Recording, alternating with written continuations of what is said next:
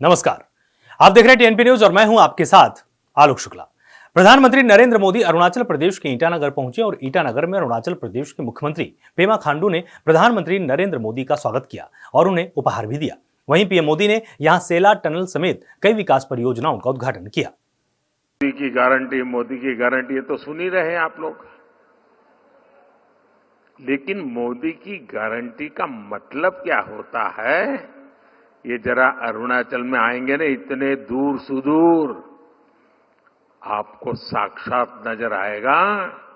पूरा north east देख रहा है कि मोदी की गारंटी कैसे काम कर रही है। अब देखिए 2019 में यहीं से मैंने सेला टनल का शिलान्यास करने का काम किया था, याद है ना, 2019 में। और आज क्या हुआ, बन गया कि नहीं बन गया, बन गया कि नहीं बन गया। क्या इसको गारंटी कहते हैं कि नहीं कहते हैं? ये गारंटी पक्की गारंटी है कि नहीं है? देखिए, वहीं इसके पहले आज सुबह पीएम मोदी ने असम के काजीरंगा राष्ट्रीय उद्यान का दौरा किया। इस दौरान उन्होंने काजीरंगा राष्ट्रीय उद्यान में हाथी की सवारी भी की। अधिकारी के अनुसार प्रधानमंत्री मोदी ने सबसे पहले पार्क के सेंट्रल को होरा रेंज के मिहमुख क्षेत्र में हाथी की सवारी की। इसके बाद उन्होंने उसी रेंज में जीप की सवारी का भी लुत्फ उठाया है। पूर्व केंद्रीय मंत्री सुरेश पचौरी समेत कई कांग्रेसी नेताओं ने भोपाल में कांग्रेस का हाथ छोड़ बीजेपी का दामन थाम लिया है। सीएम मोहन यादव और पूर्व सीएम शिवराज सिंह चौहान, प्रदेश बीजेपी अध्यक्ष वीडी शर्मा और मंत्री कैलाश विजयवर्गीय मौजूद रहे। भाजपा में शामिल होने पर पूर्व केंद्रीय मंत्री सुरेश पचौरी ने कहा कि मैं कहना चाहता हूं कि राग के ढेर पर न शोले हैं न अंगारे हैं, कुछ तो बात होगी कि हम बेवफा हुए। मुझे अपने जीवन में कभी पद और कद की लालसा नहीं रही। मैं सार्वजनिक तौर पर कह रहा हूं कि अभी मैं बगैर शर्त के यहां आया हूं। रामचरितमानस में गोस्वामी तुलसीदास जी ने कहा है कि जाके भी न राम में नहीं तजिए साई कोटि डायरेक्शन, यद्यपि परम सही। कोई कितना ही प्रिय क्यों न हो, अगर वो राम जी का अनादर करे तो उसे छोड़ दो। तो मैंने कांग्रेस छोड़ कोई सनातन धर्म भाई को संशोधित कर दो, जाके प्रिय न राम बैठेगी, ताको वोट कदापि न देगी। मैं ये कहना चाहता हूं पंडित जी, अब तो स्थिति ये है, मैं बहुत शालीनता से बोलता हूं लेकिन संकेत में बोलता हूं। राग के ढेर पर न शोले हैं न अंगारे हैं, राग के ढेर पर न शोले हैं न अंगारे हैं। कुछ तो बात होगी कि हम बेवफा हो गए,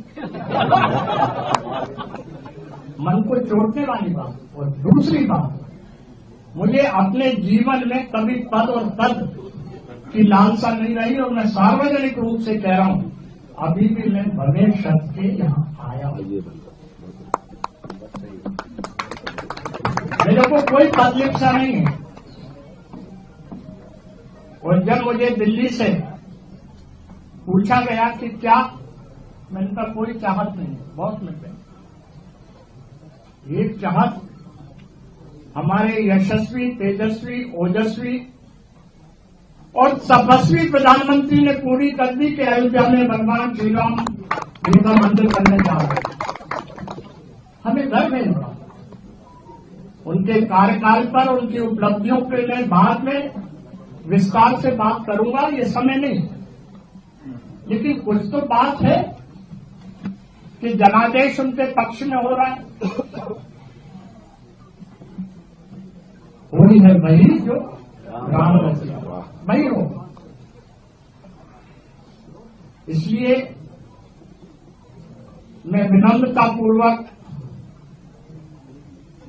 सर झुका के आप सबका सम्मान करता हूं, आभार प्रकट करता हूं कि आपने अपने व्यस्त कार्यक्रमों में से समय निकालकर हमारे इन साथियों सुरेश पचौरी समेत कई कांग्रेसी नेता बीजेपी में शामिल होने पर बीजेपी नेता और पूर्व सीएम शिवराज सिंह चौहान ने कहा कि मैंने पहले ही कहा था कि महात्मा गांधी ने आजादी के बाद कहा था कि कांग्रेस को भंग कर देना चाहिए और नए राजनीतिक दल बने, लेकिन जवाहरलाल नेहरू ने सत्ता के स्वार्थ के कारण कांग्रेस को भंग नहीं होने दिया और आंदोलन का लाभ उठाया। राहुल गांधी महात्मा गांधी के सुझाव के अनुसार कांग्रेस को पूरी तरह खत्म करके ही चैन की सांस लेंगे। कांग्रेस के सारे अच्छे नेता पार्टी के दिशाहीन नेतृत्व से थक चुके हैं। कांग्रेस खत्म होने की कगार पर है। कांग्रेस के वरिष्ठ नेता सुरेश पचौरी और संजय शुक्ला के भाजपा में शामिल होने पर केंद्रीय मंत्री गिरिराज सिंह बिहार के बेगूसराय में कहा है कि कांग्रेस अब डूबती हुई नैया है और डूबती नैया पर कौन बैठेगा, इसलिए सब भाग रहे हैं। कांग्रेस अब डूबती हुई नैया है, तो डूबती हुई नैया पर कौन बैठेगा? सब भाग रहा है कांग्रेस से। चाहे वो महाराष्ट्र से 2 लोग भाग गए, हर जगह से भाग रहे, इसलिए डूबती हुई नैया है कांग्रेस। पतवार जिनके हाथ में है उस पर भरोसा नहीं है कांग्रेस के लोगों को। कांग्रेस ने लोकसभा चुनाव के लिए उम्मीदवारों की पहली सूची जारी कर दी है। कांग्रेस ने लोकसभा चुनाव के लिए 39 उम्मीदवारों की पहली सूची जारी की। राहुल गांधी वायनाड से, भूपेश बघेल राजनांदगांव से, ताम्रध्वज साहू महासमुंद से, शशि थरूर तिरुवनंतपुर से, हिबी ईडन एर्नाकुलम केरल से, डीके सुरेश बेंगलुरु ग्रामीण कर्नाटक से चुनाव लड़ने वाले हैं। वहीं इस बीच कांग्रेस महासचिव केसी वेणुगोपाल ने कांग्रेस की तरफ से किए गए वादों की जानकारी भी दी। उन्होंने कहा कि हमने कई वादे किए हैं, सरकार बनने पर कांग्रेस उन वादों को पूरा करेगी। उन्होंने कहा कि तेलंगाना और कर्नाटक में हमने वादे पूरे किए हैं, हम 30 लाख युवाओं को नौकरी देने का वादा भी पूरा करेंगे। शिवसेना यूबीटी सांसद संजय राउत ने कहा कि महाविकास अघाड़ी में कोई परेशानी नहीं है। मेरी कांग्रेस के नेता रमेश चिंताले, बाला साहेब थोराट के साथ बातचीत हुई। शरद पवार से निरंतर बातचीत चल रही है। मैंने आज की तारीख घोषित नहीं की। प्रकाश आंबेडकर जी 9 तारीख को जो प्रस्ताव के बारे में हमसे चर्चा करेंगे, ये सही है। लेकिन महाविकास आघाड़ी, अगर आपको लगता है कि कुछ गड़बड़ है, कोई गड़बड़ नहीं है। अभी अभी मेरी कांग्रेस के वरिष्ठ नेता और महाराष्ट्र के इंचार्ज रमेश चिंताले से बात हो गई। सुबह बाला साहेब थोराट जी से बात हो गई। शरद पवार साहब से निरंतर बातचीत चल रही है। प्रकाश आंबेडकर साहब से कम्युनिकेशन चल रहा है। 1-2 दिन में हम वापस बैठेंगे। बिहार में लोकसभा चुनाव को लेकर सरगर्मियां तेज हो गई हैं, जहां पक्ष विपक्ष के बीच जुबानी जंग भी छिड़ी हुई है और दोनों एक दूसरे पर भ्रष्टाचार के आरोप लगा रहे हैं। वहीं विपक्षी नेताओं का आरोप है कि बीजेपी जानबूझकर ईडी सीबीआई के जरिए हमारे नेताओं को परेशान कर रही है। वहीं बिहार में जारी सियासी जंग के बीच एक बार फिर राजद प्रमुख लालू प्रसाद यादव के करीबी सहयोगी सुभाष यादव के ठिकानों पर ईडी की छापेमारी की गई। मिली जानकारी के मुताबिक सुभाष यादव के पटना के दानापुर आवास पर ईडी ने छापा मारा है। फिलहाल के लिए इतना ही। आप लगातार जुड़े रहिए टीएनपी न्यूज के साथ। नमस्कार।